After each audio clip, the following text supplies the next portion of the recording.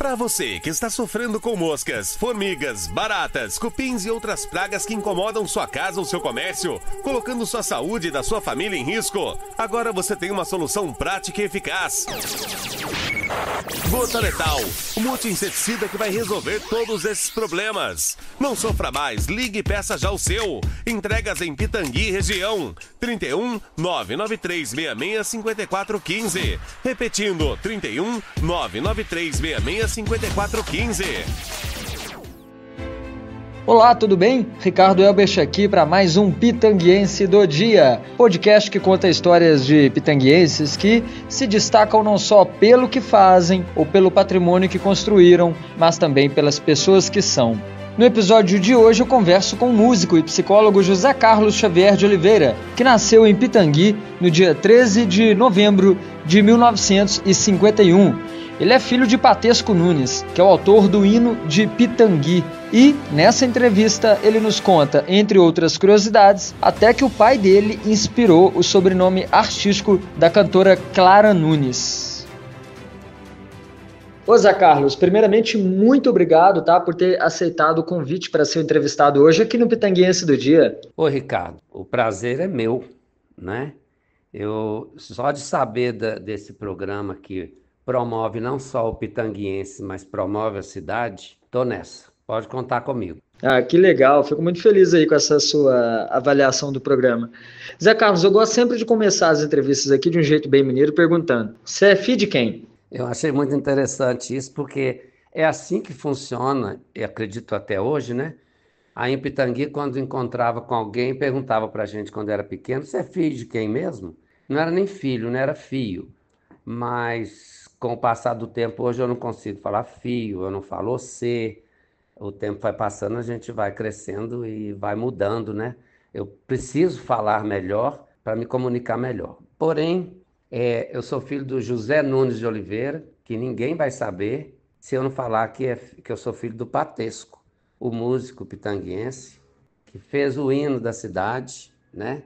E que a duras penas nós conseguimos pesquisar e provar que o hino era do meu pai.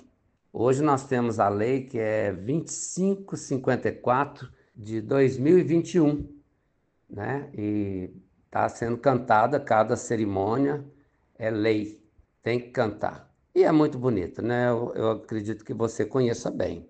Do Lavrado ao São Francisco, da Penha ao Chapadão e Olaria, e vai por aí.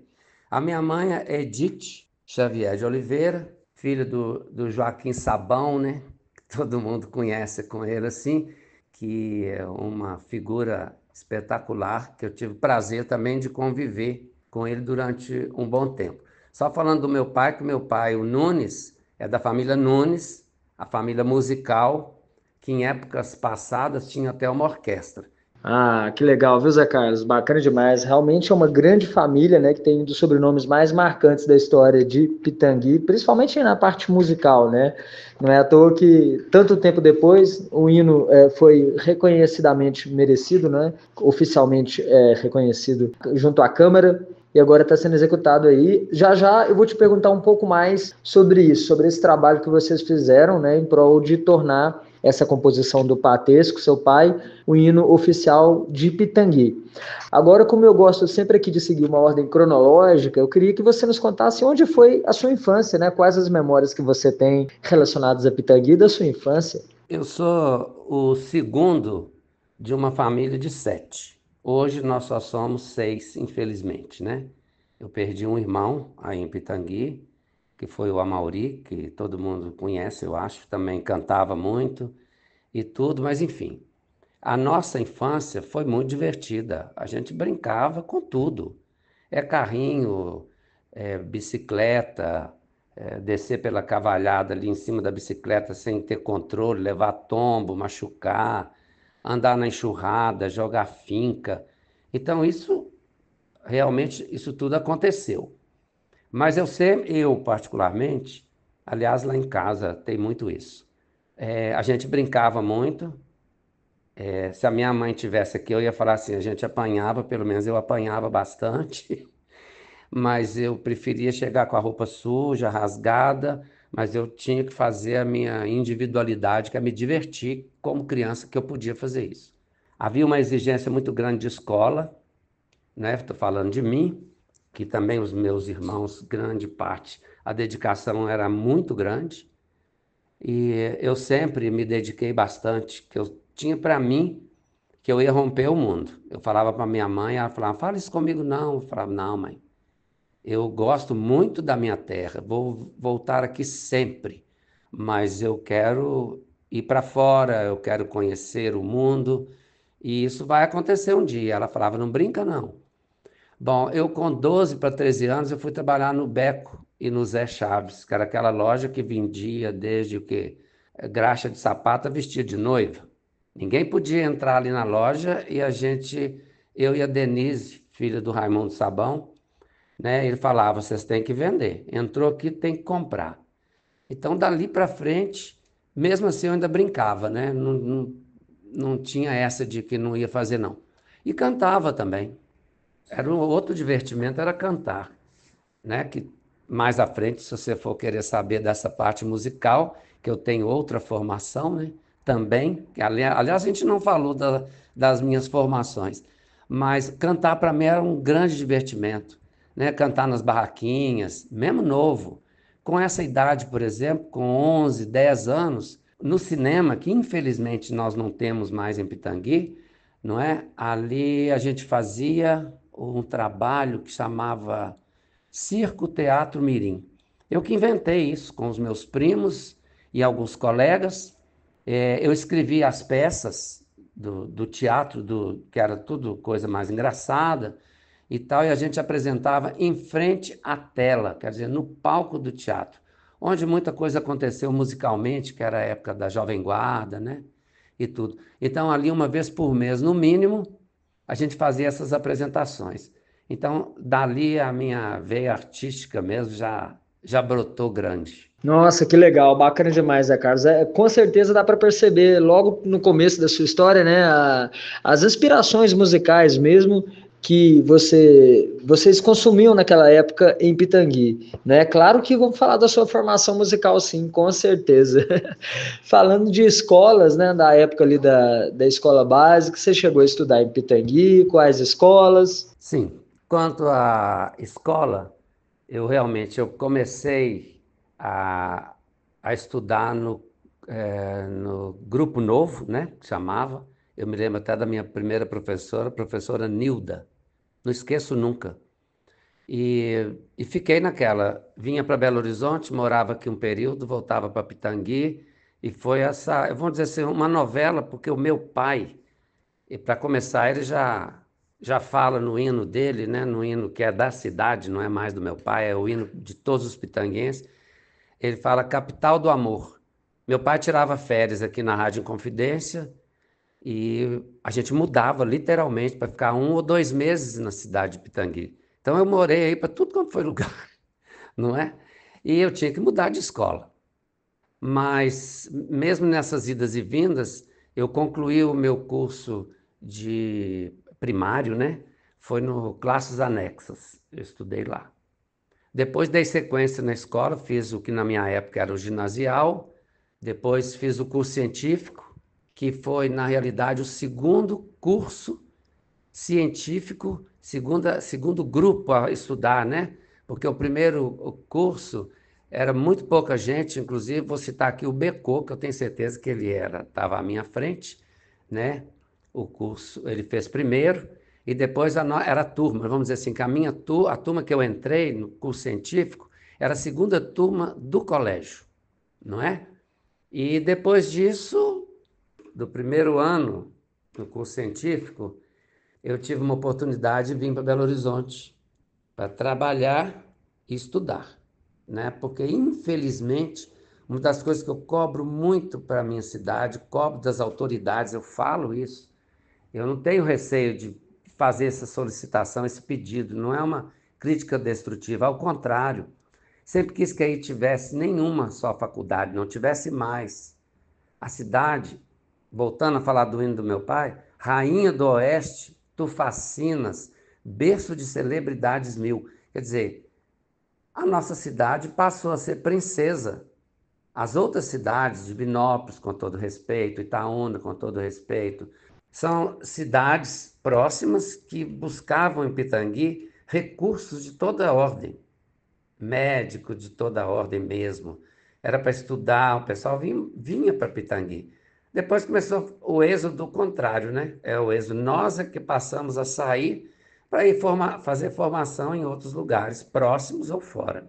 Excelente observação, Zé Carlos. Realmente, com relação aí à formação acadêmica e tal, Pitangui tá capenga, né? Historicamente, até já teve algumas escolas, instituições que duraram pouco tempo e depois acabaram deixando a cidade, né? Então, que acaba justamente empurrando a juventude a ir buscar a educação superior em outras cidades. Falando nisso, como é que foi a sua formação superior? Então, quando você precisou deixar Pitangui?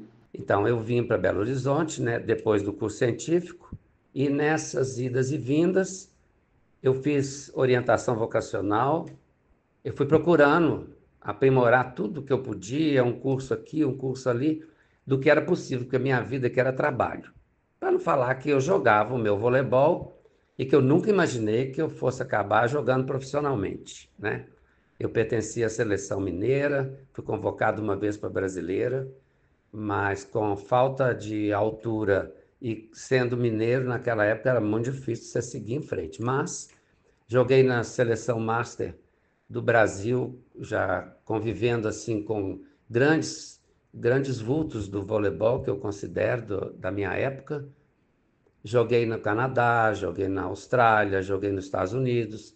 Então isso me deu um know-how muito bom e isso só acontecia em períodos de férias. Eu não podia morar lá nessas épocas, né? De forma alguma. E trabalhando e estudando, não foi comendo pão que o diabo amassou com o rabo, na verdade não foi, mas eu precisava me sustentar.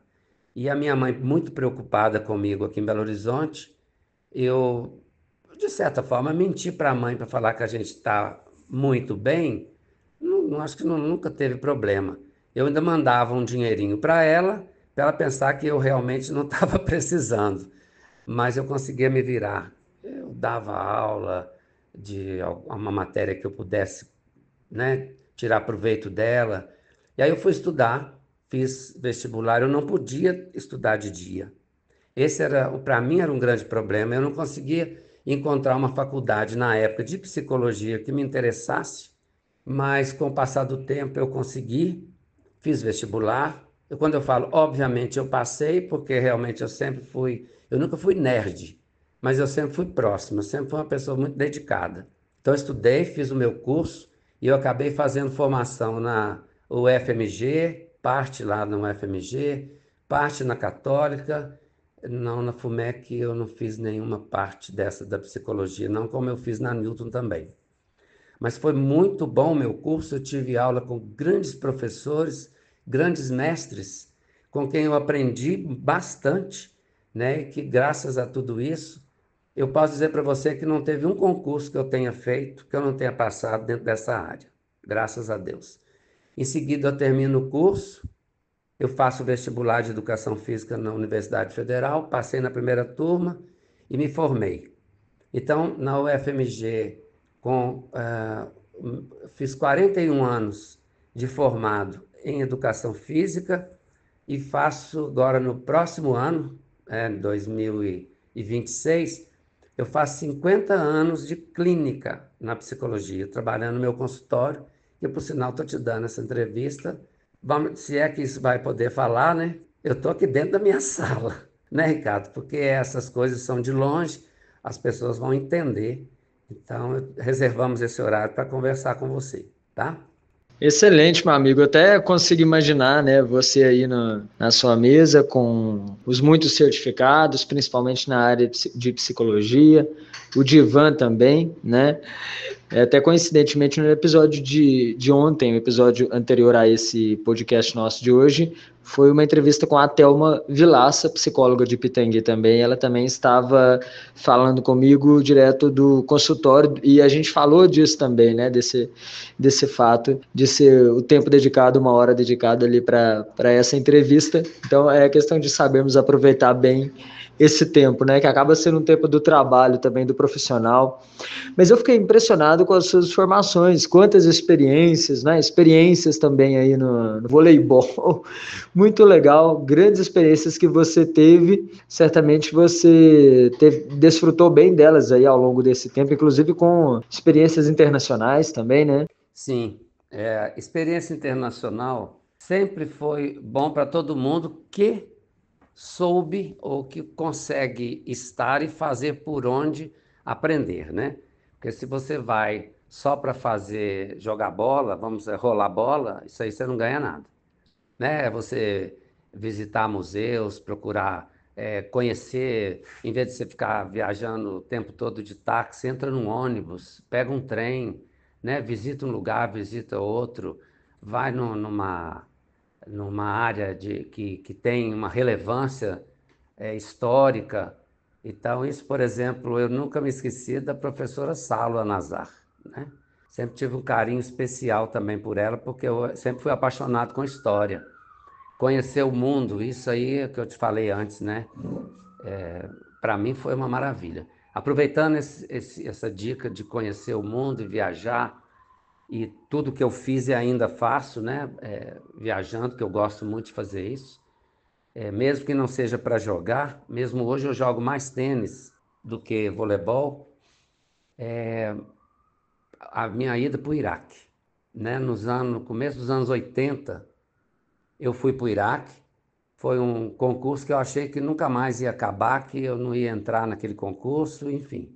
Foram mais de 6 meses de prova, teste para cá, teste para lá. Eu falei, gente, será que isso vai dar certo? Mas eu não desisti. Se tem uma coisa que comigo é clara, não é a insistência, é a dedicação, sabe? É a dedicação. Porque eu aprendi, Ricardo, na minha vida que sorte mesmo, só tem aquele que não sabe nada e que passa num concurso. O outro vai passar por dedicação. Ele não passou por sorte, dedicação, né? Então, quando chegou o resultado que eu havia passado, eu fui para lá, que aqui não dá para contar muito, mas foi uma experiência espetacular na minha vida, que depois a minha mulher também foi, né? A gente conviveu junto lá, ela trabalhou como expatriada, porque ela não era quem era o funcionário era eu, ela não queria ficar lá de madame, então ela foi trabalhar no setor turco, ela aproveitou para aprimorar o francês dela, então tem tanta coisa boa, né? E pela primeira vez na minha vida eu fui conhecer os meus badrícios, eu fui para o Líbano, né, para conhecer a minha família lá, e foi a primeira vez que eu fui. Fiz um contato interessante, porque eu fiz um telegrama mandando pelo nome da minha família só. E esse telegrama chegou, ele foi escrito em francês, porque em árabe era impossível, não conseguia nunca. E com 3 meses mais ou menos chegou, e era um período de guerra. Quer dizer, tem guerra até hoje, mas lá também estava numa guerra feia. Mas eu consigo ir, a história é longa e é muito grande, não cabe aqui nesse podcast de jeito nenhum. Mas eu fui por 2 vezes, depois voltei eu, minha mãe, a grande matriarca, que infelizmente mamãe não está por aqui, mas deixou uma marca espetacular na minha vida e na vida da minha família. Eu, minha mulher, minha mãe e o meu irmão mais novo, o Anderson. Então, assim, isso foi um ganho espetacular na minha vida. Conhecer outros mundos esses que eu tinha paixão para conhecer, né? Eu nunca me imaginei, aliás, sim, mas não na Babilônia. Eu nunca me imaginei visitando um lugar desse, muito menos estar no Iraque, ver Saddam Hussein, jamais. Então, é muita coisa boa. Vamos lá. Pois é, Zé Carlos, o conhecimento, né, e a vontade de crescer e se desenvolver cada vez mais com base no crescimento, né, tá com a cabeça sempre aberta, realmente acaba com as fronteiras do mundo, né? É claro que do lado de cá eu gostaria muito de pedir que você detalhasse essa sua experiência trabalhando no Líbano e no Iraque, mas como você mesmo disse que é muito assunto para outro podcast, claro, fica já o convite também para uma outra oportunidade a gente tratar desse assunto. Mas com certeza eu imagino que deve ter sido muita história, né, relacionada a essa experiência, a essas experiências que você teve fora do Brasil. Falando agora das suas experiências musicais, né? Já que você é de uma família de grandes músicos, os Nunes, o que você me conta da sua aventura pela música ao longo da vida?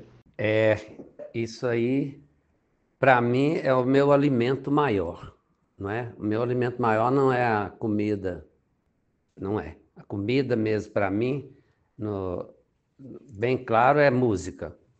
Eu não consigo viver sem música, faz parte da minha vida. Não dá para separar uma coisa da outra, sabe?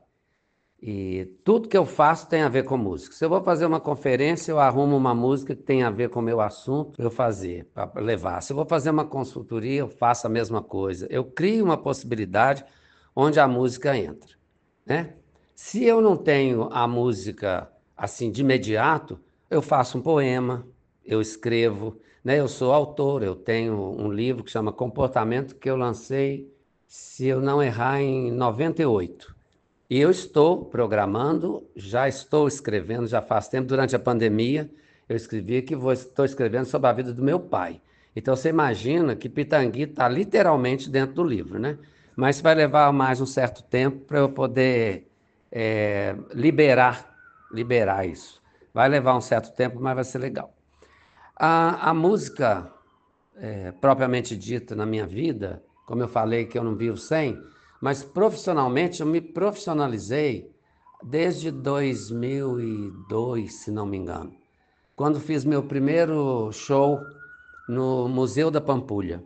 E dali foi dada a largada e eu não parei mais. Não vivo disso, mas faço disso um viver, entendeu? Um viver.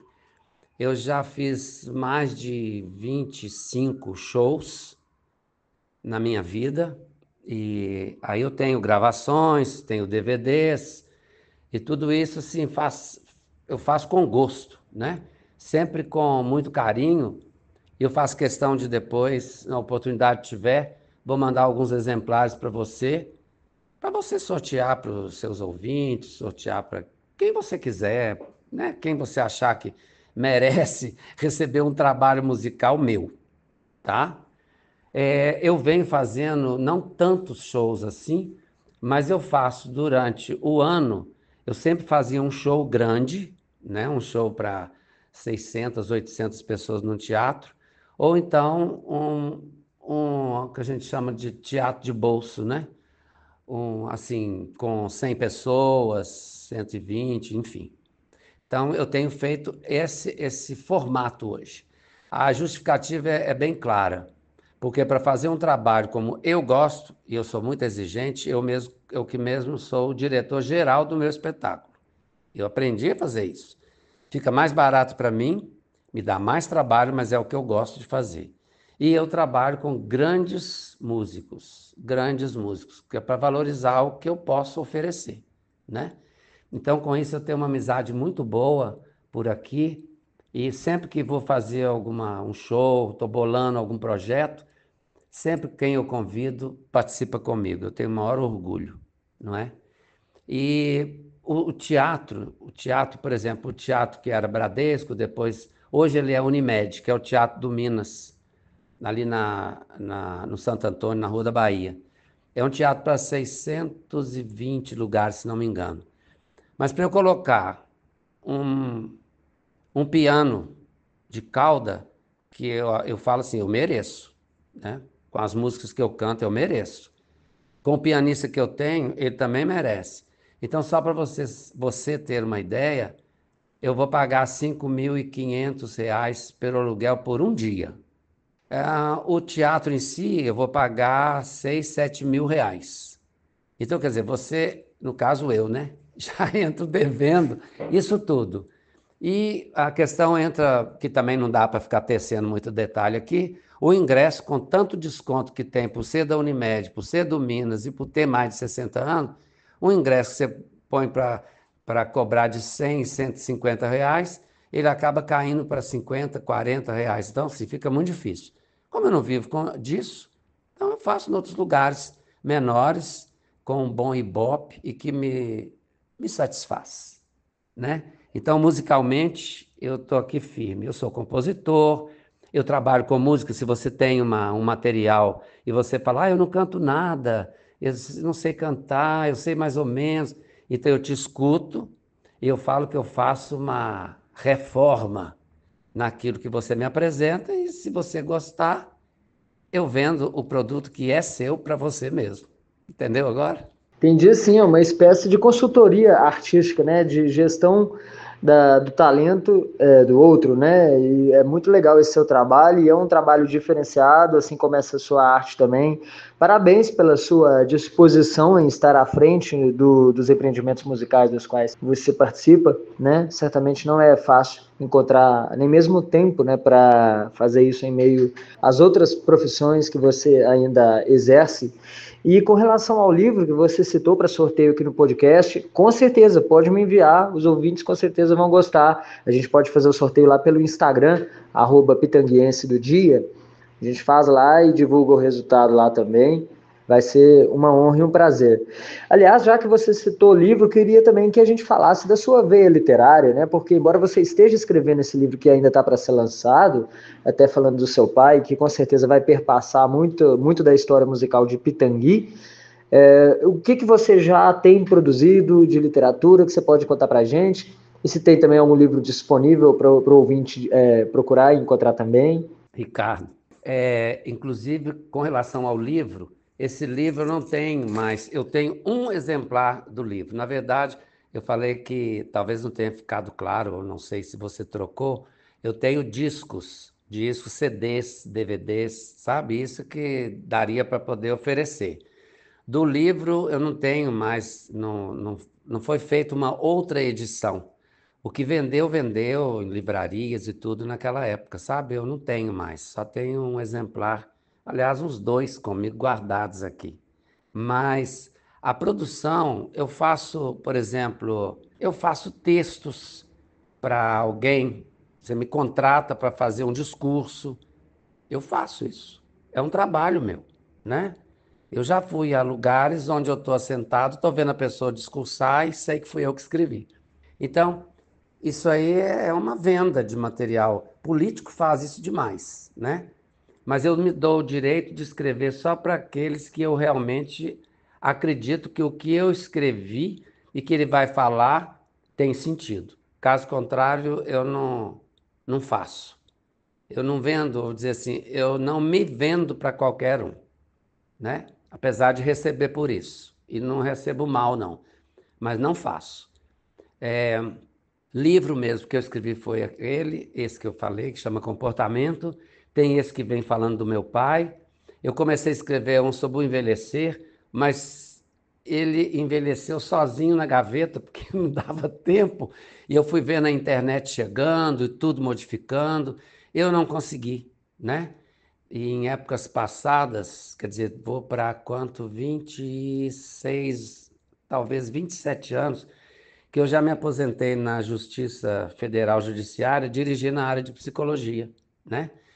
Então, esse período também me tomou muito tempo. Então, eu tinha o meu consultório, que é esse que eu estou aqui, eu tinha a Justiça e eu ainda tinha o que a gente, me lembrei agora, eu fui psicólogo do Atlético, me perdoe os cruzeirenses, que a minha família praticamente toda é cruzeirense, e quando eu fui trabalhar no Atlético, para ser psicólogo de lá, eu entrei, a primeira pergunta que um jornalista fez para mim no ar foi: como é que o senhor explica, estamos sabendo que o senhor é cruzeirense, como é que o senhor vem trabalhar no Atlético? Eu falei para ele, me lembra naturalmente, falei: você vai me desculpar, mas o fato de eu ser cruzeirense não quer dizer nada, aqui não. Aqui eu sou um profissional, eu vim cumprir com o meu trabalho. Se amanhã o Cruzeiro jogar com o Atlético, é para o Atlético que eu vou torcer. É ele que está me bancando e dando vazão para eu dar construção à minha nova profissão como psicólogo esportivo, né? Que também sou, junto com alguns colegas, responsável pela legalização disso junto ao Conselho de Psicologia de Minas Gerais porque até então a gente não tinha esse título de psicólogo desportivo, né? Então isso também nasceu. E eu fui para lá, trabalhei, ficar 2 anos, acabei ficando 7 anos, nos anos 95 para frente, não é? Mas eu continuo escrevendo, eu não paro, isso aí também é como a música, né? É ler e escrever, porque te dá a base de tudo. Quem não pode sair do lugar para viajar para Paris, pode ler sobre Paris, que você vai viajar na Champs-Élysées, você vai visitar a área antiga, tudo você vai ver bonito hoje. Você entra na internet, né? Mas se não quiser, o livro é melhor. Mas escrever, Ricardo, não dá para parar. Não dá, mesmo porque o tempo vai passando, né? Eu, pela minha idade que tenho aí, nasci em 51, eu fiz recentemente 73 anos e eu não quero parar. Eu quero que a minha memória vá até eu morrer, se puder. Eu vou agradecer muito a Deus. Aliás, eu só tenho a agradecer, eu não posso reclamar. Ah, maravilha, Zé Carlos. Então, opa, vamos fazer essa correção então, tá? Devida correção aqui, ó. O Zé Carlos falou que tem à disposição lá CDs, né, e DVDs para enviar para o sorteio. Queremos do mesmo jeito, viu, Zé Carlos? Pode, eu vou te passar o endereço, pode mandar, vai ser um prazer sortear aqui no nosso Instagram. Tá combinado. É só me mandar, eu encaminho para vocês aí, tá? Isso aí é a coisa mais certa. Agora, eu não queria deixar de dizer que torcer para futebol, torcer para qualquer time, mas principalmente futebol, a gente vive aquela ilusão, né? Eu, cruzeirense, meu pai, cruzeirense, a família toda cruzeirense, então buscando sempre, discutindo, procurava não brigar nem nada. À medida que eu fui trabalhando lá, eu fui vendo que a situação é muito assim ruim. Ah, mas como assim, Zé Carlos? Porque você vai, trabalha lá perto das pessoas, ele joga hoje, ele xinga, briga e tudo, e depois ele, na hora que termina o jogo lá, perdeu, ganhou, para eles tanto faz. A verdade é essa, veste uma camisa hoje, sempre quis jogar nesse time. Aí ele sai dali, entra na outra, sempre quis jogar nesse time. E é uma roda viva esses técnicos, trabalhei com vários, e isso realmente eu não vou dar o nome, né? Mas eu não preciso nem dizer. Quem acompanha lá, acompanhou o Atlético naquela época, sabe quais os técnicos passaram por lá. Então, são muito inoperantes no sentido de dividir o, o, o trunfo do resultado, né? De permitir, no sentido de que, como se ele fosse o dono do espaço, você só pode trabalhar com os atletas se ele liberar. Tem um monte de coisa. Mas, enfim, eu falo que eu me tornei atleticano. Meus filhos são atleticanos. Então, assim, o Cruzeiro pode jogar com quem for, menos com o Galo. Se jogar com o Galo, eu torço pro Galo, entendeu? Sinto muito. Tá certo, torcida é torcida, né, Zé Carlos? Não tem jeito, não, é. Para muita gente aí, ó, da mesma forma como a música você citou que é um alimento, né, para a alma e tudo mais, para muitos aí é o clube de futebol e ai de quem falar mal, ai de quem tocar, né? Ai de quem ousar criticar aquele escudo específico, né? Bom, falando agora então sobre outras experiências suas, você teve também uma passagem pela Rádio Inconfidência. Queria que você contasse mais pra gente sobre essa história. A Rádio Inconfidência é o seguinte: nos anos 60, né, o meu pai já estava por aqui trabalhando na Rádio Inconfidência. Naquela época, quem cantava lá era Agostinho dos Santos, a Clara Nunes, que estava iniciando, né, o trabalho dela, que vou abrir um parênteses para dizer que o Nunes da Clara Nunes, ela pediu o meu pai, olha, isso eu nunca disse isso em lugar nenhum, não é nenhum segredo, né? Nenhum dos dois estão aqui para dizer que sim, que não, mas eu consegui essa confirmação através de pessoas que conviveram com ele e que me falaram que isso é verdade. A Clara era muito amiga do meu pai. Ela chamava o meu pai de primo, né? E eu era muito novo, eu tinha 9, 10 anos por aí. Eu vivia na Rádio Inconfidência, toda semana eu estava com meu pai lá nas apresentações dos auditórios, né? Estava sempre lá. Então eu tive a oportunidade de andar com Clara Nunes de mão dada, de me conduzir dentro da rádio. A rádio, na verdade, naquela época, é onde é a rodoviária principal aqui de Belo Horizonte. né, que fica ali bem no começo da Afonso Pena. Ali era a Rádio Inconfidência, ali era a chamada Feira de Amostra. Quem tiver essa curiosidade, entrar hoje no Google, procurar, vocês vão ver isso lá, né? Era um show de bola, assim, para a época. E as gravações eram lá em cima, eu estou mentalizando aqui como era uma torre, sabe? E embaixo tinha um lado e outro tinha assim, como é que fala? Um zoológico, tô falando bobagem. Tinha um aquário grande, sabe? E era muito frequentado, a parte de baixo. E a parte de cima era a rádio. E a convivência com a Clara Nunes foi muito bom. Ela só não gravou música do meu pai no Rio ou São Paulo, porque naquela época o telefone era complicado, correio era complicado, demorava muito tempo. Ela levou uma música que ela acabou não gravando, não é? E ela explicou para o papai na volta. Tudo era ser muito difícil. Mas essa questão da música do meu pai, eu descobri nessa busca insana de saber coisas dele para escrever mais sobre ele, eu descobri um acervo da Rádio Inconfidência, está localizado na UENG, que é a Universidade Estadual, aqui em Belo Horizonte, e eu descobri que lá existem várias músicas que eram tocadas na rádio através quem era o Moacir Portes, que era o regente, que nós moramos próximo da casa dele aqui em Belo Horizonte na época. Papai indo e vindo, né? Chegava aqui, não tinha lugar para ficar. Então, uma das vezes a gente ficou. A casa era até do Moacir Portes.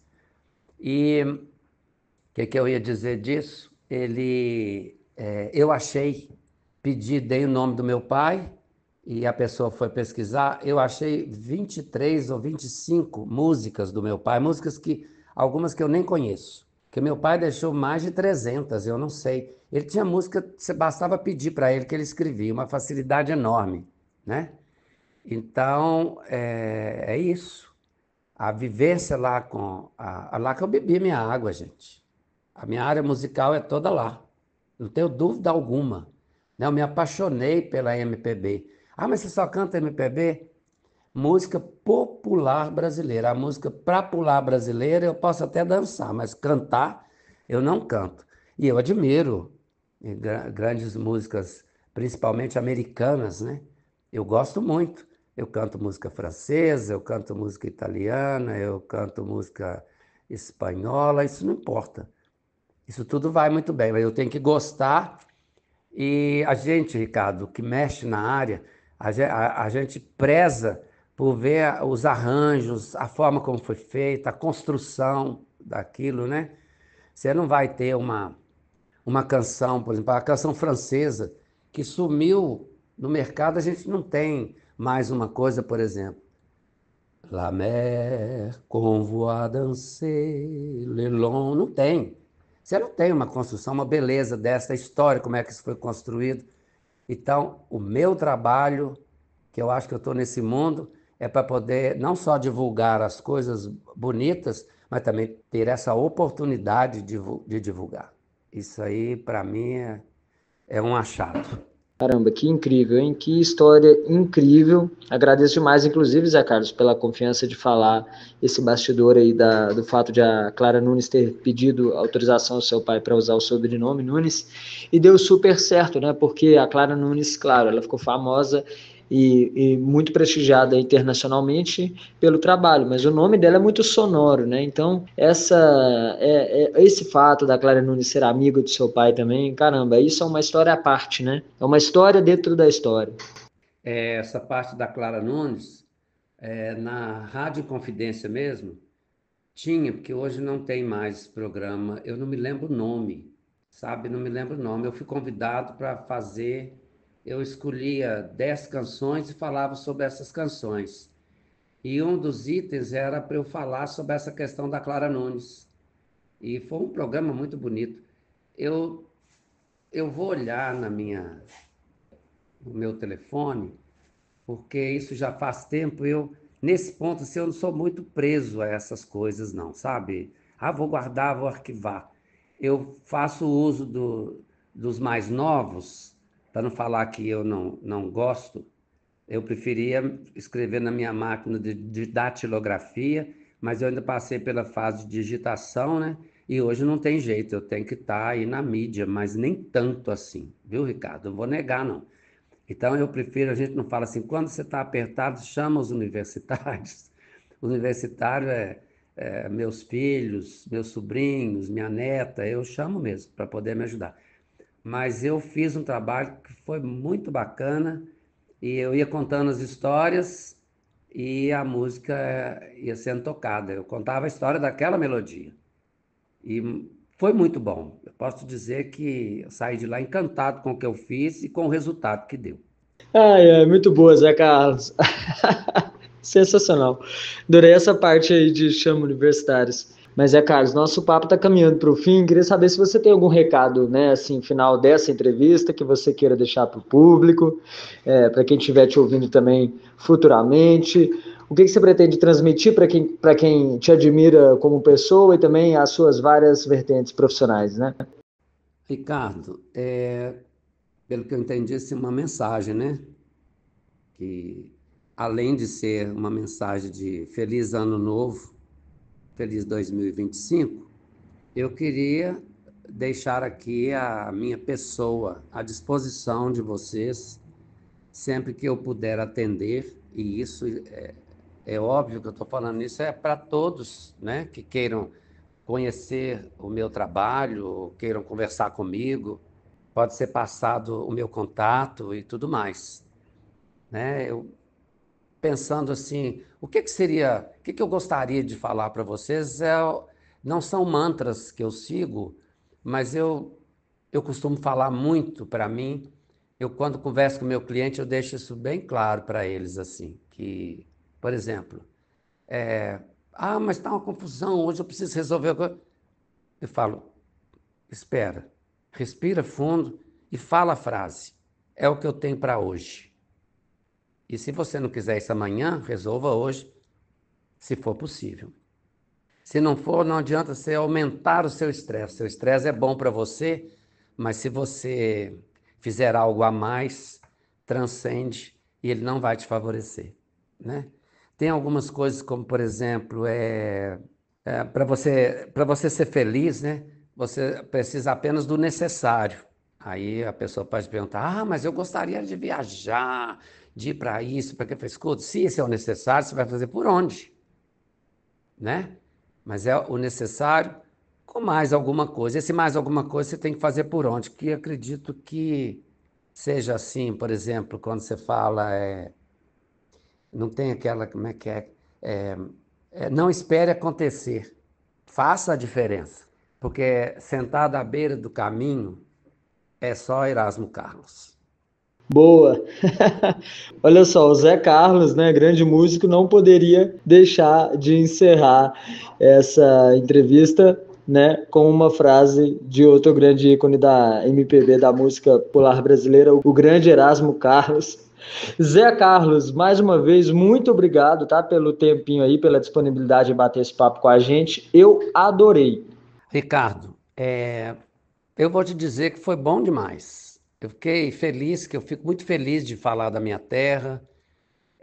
Eu me dou o direito de falar mal, entre aspas, né? De reclamar, de lamentar algumas coisas que politicamente elas poderiam estarem melhores, bem melhores, mas eu sou insistente e eu sou dedicado. Então, por isso que eu acredito nos sonhos, né? Não tem aquele?